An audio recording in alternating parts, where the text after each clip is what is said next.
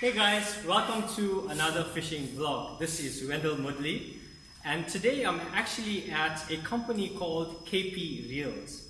Now the KP Reel, as you can see, is a very special and a unique reel because it has deep historic roots to the South African fishing industry right here in KwaZulu-Natal and the previous generation of fisherfolk that basically fished for a living. But today I'm here with the owner, Colin Miller.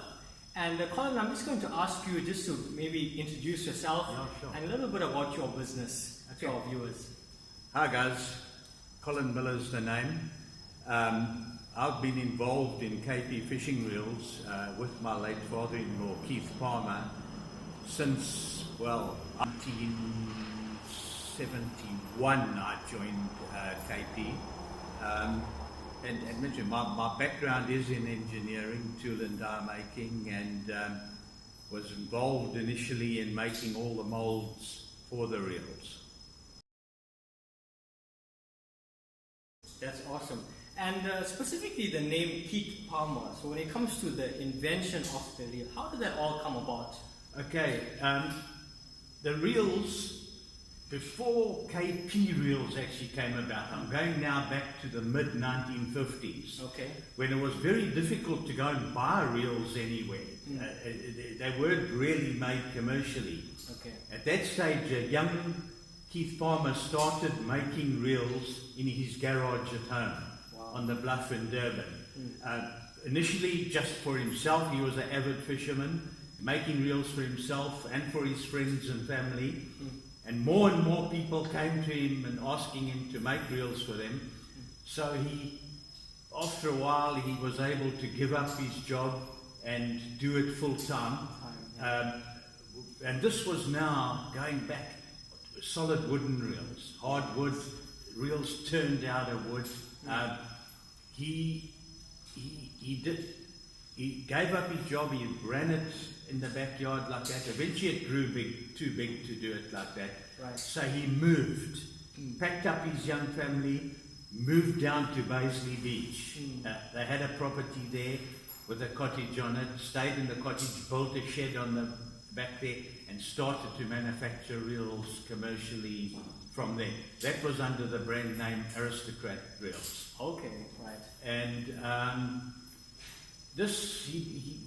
they lived their idyllic lifestyle, living on the beach, manufacturing fishing reels, and they did this for a number of years until sadly he had an accident. He got his hand caught in a circular saw, cut it very badly, and he couldn't work anymore. So they were forced to move back to the city. He came back to Durban, got back into engineering, sold the business to his neighbour who carried on for a little while. And this was now in 1959 that he moved back to the city, back into engineering, and eventually moved up the ladder in that field and ended up as a director of one of the big engineering companies in Durban. But always hankered after wanting to move back to the coast and manufacture reels. So in the late 1960s, probably 69, he started looking at it, but by then it was difficult to get good hardwood. So he looked at other options and tried one or two things, and then came across the material we use today, dough molding compound. It's a polyester resin mixture, and by then I'd met him and married his lovely daughter. And I was a young guy in my early 20s, working as a tool and die maker. So he involved me in the development, and I made a couple of molds for him and built a press. And we started like that, and did it again in his backyard, did a few reels just to get it going. And then in 1970, he moved back down the coast and started slowly manufacturing reels again with what he had first. I think we started off with 3 sizes and built it from there. And then in 1970, that was late 71, he invited me to join him in the business, which I jumped at, obviously. Yeah, and that's kind of where it started and got going, you know. And we moved from there. The business developed and grew, and it grew from there, you know. And KP retired mid-1990s. He retired, and myself and my brother-in-law, his eldest daughter's husband, carried on the business, and eventually John went off sailing in his yacht, and you know, I've carried on, and it's been going ever since. And we've moved around, you know. We started off in Baisley and moved to Kingsdale, a proper factory building, and then I loved the Transkei, and I moved there and spent 10 years, moved the factory to Port St. John's for 10 years, and then eventually back here again. So let's look at these reels specifically now, and we want to just speak to our viewers. So what types of different KP reels do you have, and how is that specific to the application of fishing? Okay, so you know, we make sizes from 4-inch, the small one that's looking at that size there. So that's the smallest one we do, right up to you know, that would be a reel used for catching bait back in the day, catching carantine and stuff like that, drift bait for shad, and then moving up through the range of reels, you know. From that size we go, that's a 4-inch, 5-inch, 6-inch, 5.5, 6-inch, 7-inch. That's all the sort of perhaps rock and surf reels that we do. And then you get into the boat reels, and that's very big for us now. You know, there we go. This one, particular one here, 9-inch, is the most popular size by a long, long way. The recreational boat fishermen basically use that. Then up to the bigger reels, 9s, 10s, for the commercial and charter boat fishermen. Say about, go back maybe 15, 20 years ago, my mix on reels was 70% rock and surf, 30% boat. Right. And now it's gone opposite to that. Yeah. It's only now 30% rock and surf and 70% boat reels. Now it's really interesting. When I was introduced to the KP reels, I was a little boy accompanying my grandfather, who at one point was a subsistence fisherman. He did that part-time along with his day job. And he introduced me to the KP reel, and the very first thing that I noticed about it is that it took a lot of skill to be able to master it at first. So, you know, I just want to ask you, you know, especially for the viewers that are tuning in that may be interested, what makes it so special to fish with this KP reel and actually go through that learning curve? You know, for a sport fisherman, there's nothing so pleasurable as catching a decent fish on a Scarborough reel, because you in direct contact with the fish. You're fighting it one-on-one. There's no assistance from drags or anything like that. You feel every movement of the fish. And also, you know, when you're fishing with a machine reel, a multiplier, or where you've got a drag, you rely on that drag. And you're just holding the rod, whereas with a reel like this, you've got to control the reel, and the pleasure in it is far greater. You know, that's for purely a pleasure fisherman. When you get onto a more, say, a subsistence fisherman, or somebody who's wanting to earn a bit out of it, you know, for a Scarborough reel, you can buy a Scarborough reel for, say, 400 rand, right, which can catch any fish. You know, that thing you will catch 500 kg sharks. You can catch any fish with that reel.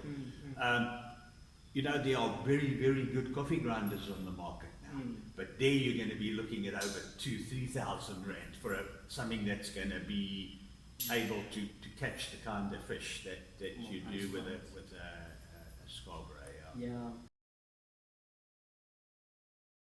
And also, I think in line with what we just asked now, if someone is tuning in and they say, you know what, I really want to learn with the KP, what are some tips that you have, you know, for the viewers that will make transitioning to fishing with the KP a little bit easier? And what size should they go for when they buy their first KP? Okay, if you're fishing rock and surf, the first reel and the most popular one is a 5-inch. 5-inch. Okay, that you can fish. And a lot of people start off using a Scarborough reel stretching because you don't have to throw that far. You're throwing in the rocks. Yeah. So a 5-inch is ideal size to start off with. Okay. And you can start off with a plain black one, not a deluxe with a wood facing on it. A plain black one, you know, you probably for 300 Rand, 250 Rand, you'll buy a reel that you can do anything with. You can catch any fish. Really great. And you know what, guys, we're going to go through the production process now. Colin's going to show us how this reel is actually made and how it becomes the finished product that you see in front of you. So you're going to stay tuned for that as well. But I just want to say, you know, thank you for allowing me to come down here. It's a pleasure. And what I'm going to do, guys, I'm going to link their website address onto this video in the description. And you guys also have a Facebook page as well. Yeah, we got a Facebook page. Okay. So I will put those links there and you can directly chat to Colin. And I think you guys also will courier anywhere in the country. Anyway, yeah, we have, you know, on our website, we've got a shop site where you can order, and then we send with either Postnet or Courier Guide, depending on you know what the weight of the box is. And you guys can do international as well. We can do international, but we send a fair amount of reels overseas. Overseas, yeah. So, and I think this also from my side as well, you know, I love this reel so much. Just recently, you guys saw on my channel, I hooked my personal best cob with a 5-inch KP, a 10-foot rod fishing in the dark, and it was the fight of my life, but I had an enjoyable experience. So, you know, I really love these reels, and I just want to encourage you, if you've never fished with a KP reel before, purchase one and try it. Once you get the hang of this reel, there's no going back. Yeah, that's for sure. and you just got to be patient, you know. Somebody can show you how to cast with it, but really you need the rod and reel in your hand. And the best way is to cast, and you make a mess up and you try again, and you get it right. Yes. But the best place to start is fishing in the rocks where you don't have to get a hell of a distance. Yes. And until you get used to it. And as you get used to it, you grow with it. Come second nature. And you'll be so in touch with that fish when you actually hook something decent. You know, like Colin said, you know, the reel itself is very simple, but at the same time, you know, it makes the fight so enjoyable. Oh, definitely. Absolutely. So my challenge is to you is grab a KP reel. If you can master the fish with this reel, you can master a lot of other things in life. Yeah, that's for definite. Alright, so I think let's go through the production process and let's show our viewers a little bit more.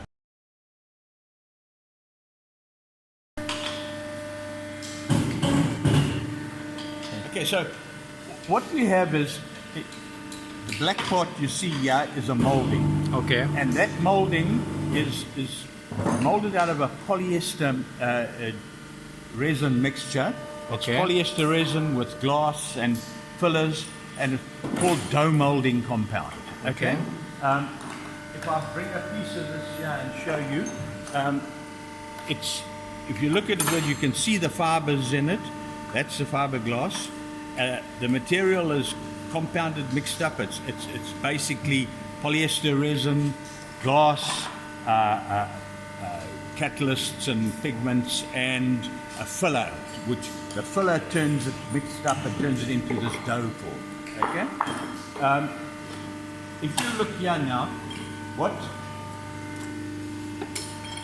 Mbalelo is doing now, preparing the mold. It goes into a machine which is heated. With the heat, accelerates the process of curing, and it's in a press. That's a 40-ton press. That's the pressure that's put on it to force the material into the mold. You see now he's getting ready to load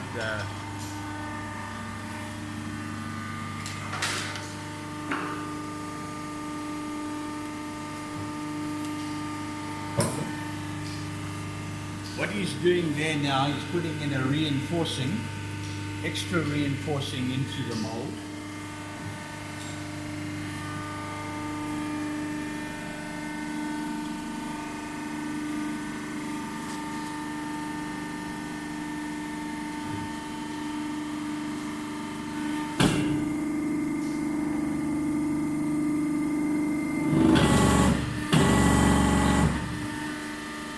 Okay, now that will be in there for 3 minutes. 3 minutes, okay.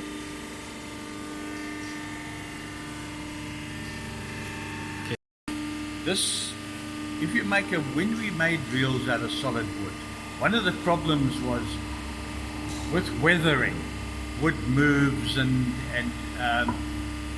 with this molding material, it's nothing changes. Okay. It's inert.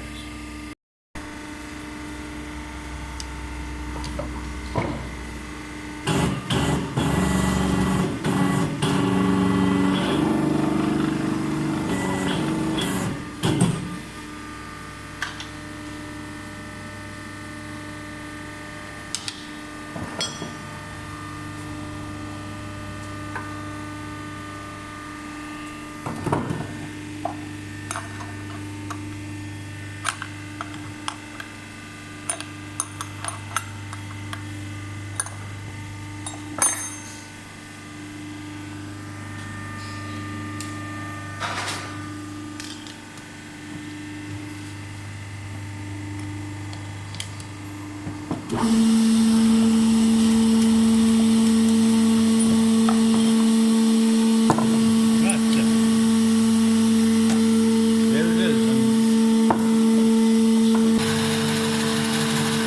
Now from here you would take that and the middle gets broken out.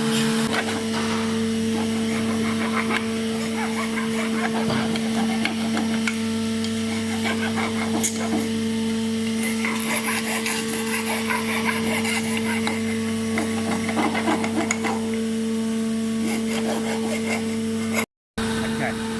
Yeah, the next operation on the reels comes from the molding, gets cleaned up like that, filed and cleaned up, and it ends up in this state. So there's one typically now that's ready for the next. Okay. The next operation that gets bored out for the bearing size. Okay. And from then on, those things goes onto a mandrel to get machined. Next operation, you take a reel like that and it gets skimmed off, ready to get the wood bonded onto it.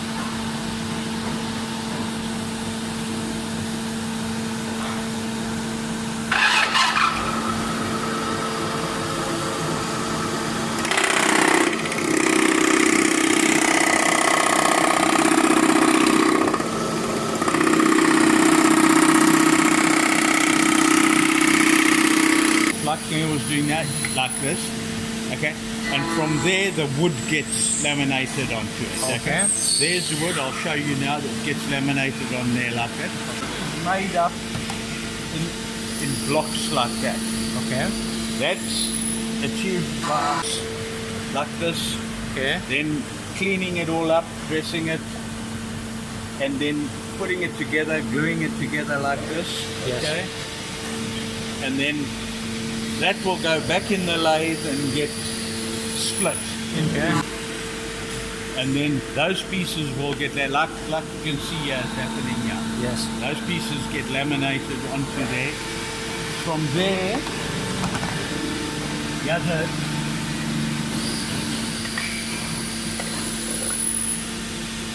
for example, this is what it looks like now when it's had the wood Put onto it. put onto it, laminated onto it. Right.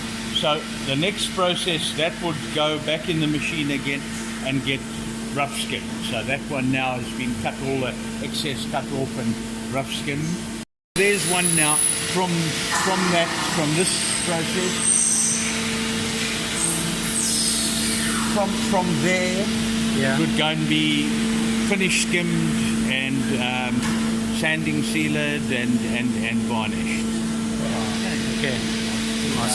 Make making parts. You know, on the reels you get the shafts, Yes. handle shafts, the main bearing shafts, Okay. all those things.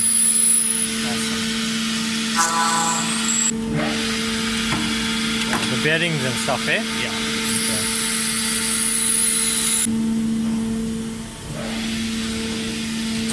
Yeah, you have some now that have had handle shafts put into it.